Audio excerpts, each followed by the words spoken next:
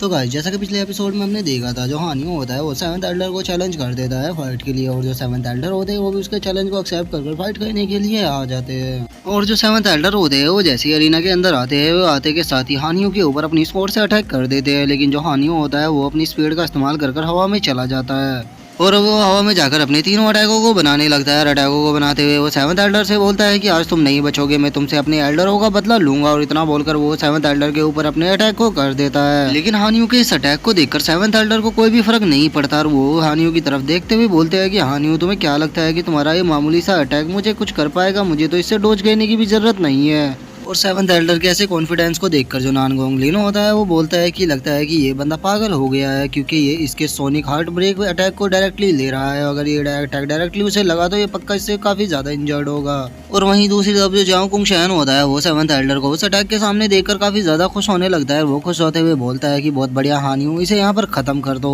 और Xiao kung शैन के इतना बोलते के साथ ही हम देखते हैं कि हानियों का वो जो अटैक होता है वो जाकर सीधे सेवंथ एल्डर से टकराता है, जिस कारण वहाँ पर एक काफी बड़ा ब्लास्ट होता है। अब हम देखते हैं कि धुएं के अंदर से जो सेवंथ एल्डर होते हैं वो निकल कर आने लगते हैं। जो सेवंथ एल्डर होते हैं उसे हानियों के इस अटैक से एक खरोच भी नहीं आई होती है और वो है जैसे कि तैसे ही खड़े रहते हैं। और अब सेवंथ एल्डर के ऐसे डिफेंस को देखकर जो हानियों होता है वो भी बहुत ही ज्यादा शौक हो जाता है। वो शौक होता है चिल्लाकर बोलता है कि आखिर ये बंदा इतना पावरफुल कैसे हो सकता है, इसके ऊपर तो मेरे सोनिक अटैक ने काम ही नहीं किया। और हानियों को ऐसे शौक देखकर जो सेवंथ एल्डर होता है वो अपने अटैक को रेडी करते हुए हानियों से बोलता है कि इस चीज को रियलाइज करने के लिए तुम काफी लेट हो चुके हो। इतना बोलकर जो सेवंथ एल्डर होता है वो सीधे हानियों के ऊपर एक स्लैश को कर देता है। और उस स्लैश को देखकर जो हानियों होता है वो समझ जाता है कि वो इस अटैक से नहीं बचेगा, इसीलिए वो जियाओ कुंगशान से मदद मांगते हुए बोलता है, जियाओ कुंगशान जल्दी से और मेरी मदद करो, ये बंदा बहुत ही ज्यादा पावरफुल है। और अब सेवंथ एल्डर की ऐसी पावर को देखकर वहाँ पर जो बंदे बैठे हुए होते हैं वे सभी बहुत ही ज्यादा शौक हो जाते हैं और वे चिल्लाते हुए बोलते हैं कि अरे बाप रे, ये तो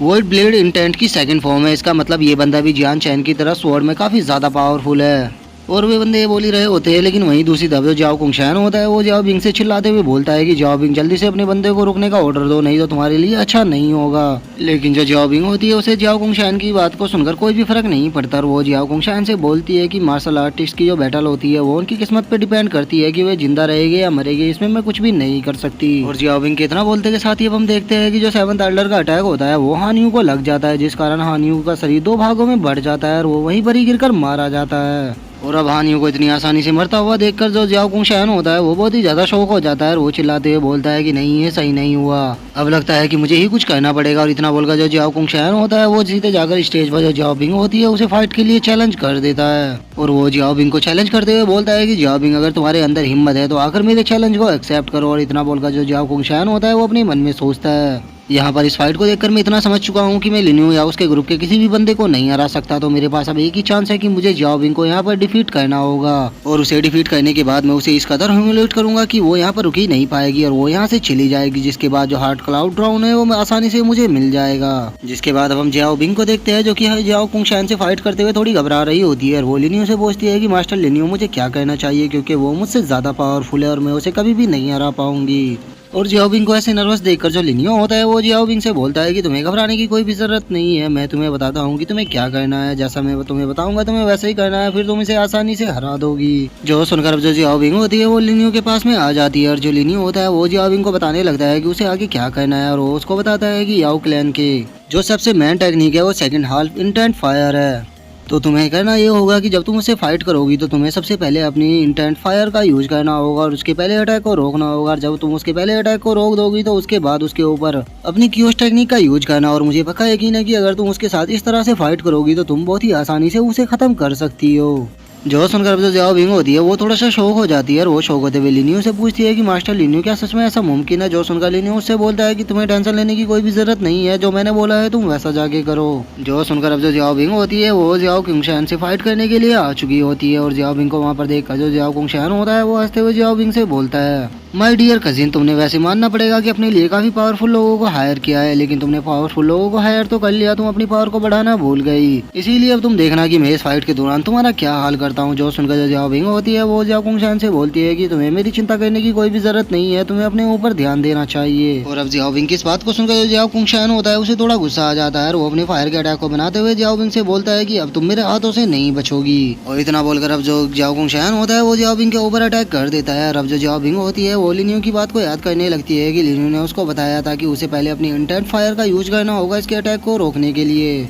और इंटेंट फायर से इसके अटैक को रोकने के बाद फिर इसके ऊपर की उस फायर से अटैक करना है। और अब इतना याद करने के बाद जो जियाओ बिंग होती है वो अपनी इंटेंट फायर को बाहर निकाल कर उसके अटैक को रोकने के लिए रेडी हो जाती है। और अब जियाओ बिंग को इंटेंट फायर का यूज करता हुआ देखकर एक बार को जो जियाओ कुंग शान होता है वो भी थोड़ा सा शौक हो जाता है, और वो शौक होते हुए अपने मन में सोचता है कि क्या ये मेरे साथ हेड ऑन फाइट करने वाली है, लगता है कि ये पागल हो गई है। लेकिन छोड़ो, चाहे ये कुछ भी करे, मेरे जो कल्टीवेशन का लेवल है वो उससे काफी ज्यादा है और ये कभी भी मुझसे नहीं जीत पाएगी। और इतना सोचकर जो जियाओ कुंग शान होता है वो अंदर ही अंदर मुस्कुराने लगता है। जिसके बाद अब हम देखते हैं कि जो जियाओ कुंग शान और जो जियाओ बिंग का अटैक होता है वो जाकर एक दूसरे से टकराता है, जिस कारण वहाँ पर एक काफी बड़ा धमाका होता है, जिसे देखकर जो जियाओ कुंग शान होता है वो भी थोड़ा शौक हो जाता है। और वो शौक होते हुए अपने मन में सोचता है कि आखिर ये कौन सी टेक्निक का यूज कर रही है, क्योंकि इसने जैसे इस टेक्निक का यूज किया मेरी 30% से भी ज्यादा पावर खत्म हो गई। और जियाओ कुंग सैन सब कुछ सोच ही रहा होता है, लेकिन तभी जो जियाओ बिंग होती है वो उसके ऊपर अपनी क्योस टेक्निक से अटैक कर देती है, जिस कारण अब जो जियाओ कुंग सैन होता है वो वहीं पर ही हार जाता है। जिसके बाद अब जो जियाओ बिंग होती है वो एक सीरियस सा फेस देते हुए जियाओ कुंग सैन से बोलती है कि जियाओ कुंग सैन तुम हार गए। जो सुनकर जियाओ कुंग सैन को बहुत ही ज्यादा गुस्सा आता है और वो गुस्से में जियाओ बिंग की तरफ देखते हुए बोलता है कि तुम मेरा वेट करना, मैं इस दिन का बदला तुमसे जरूर लूंगा।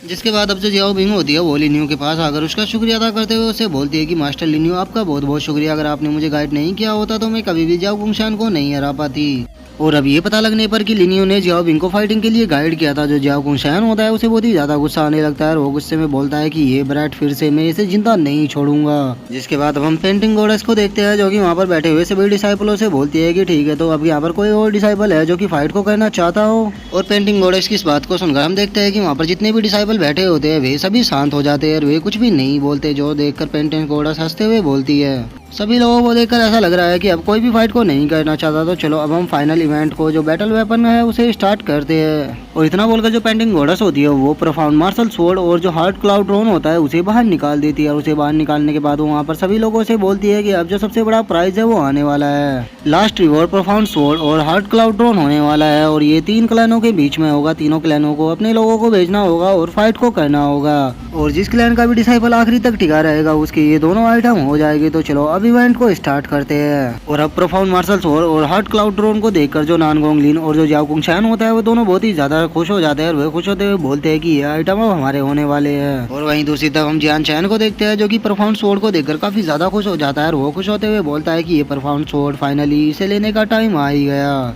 जिसके बाद हम देखते हैं कि जियान क्लैन का एक एल्डर वहाँ पर आ चुका होता है और वो स्टेज पर आकर बोलता है कि जो प्रोफाउंड मार्शल स्वॉर्ड है वो हमारे जियान क्लैन से बिलोंग करती है, और अगर कोई भी इस प्रोफाउंड मार्शल स्वॉर्ड को यहाँ से लेके जाना चाहता है तो उसे आकर पहले मुझे चैलेंज करना होगा और मुझे डिफीट करने के बाद ही वो इस मार्शल स्वॉर्ड को ले पाएगा। तो अब जिसके अंदर भी दम है वो यहाँ पर मुझे चैलेंज करने के लिए आ सकता है। मैं वादा करता हूँ कि जो भी यहाँ पर मेरे सामना करने के लिए आएगा मैं उसे जिंदा नहीं छोड़ूंगा। और अभी से ओल्ड मैन के इतना बोलते के साथ ही जो हमारा आज का एपिसोड है वो यहीं पे खत्म हो जाता है। तो अब नेक्स्ट एपिसोड में देखेंगे कि इसे कौन चैलेंज करता है। अगर वीडियो आप लोगों को अच्छी लगी हो तो वीडियो को लाइक करना, चैनल को सब्सक्राइब करना। मैं मिलता हूँ आप लोगों से नेक्स्ट एपिसोड में, तब तक के लिए बाय बाय गाइस।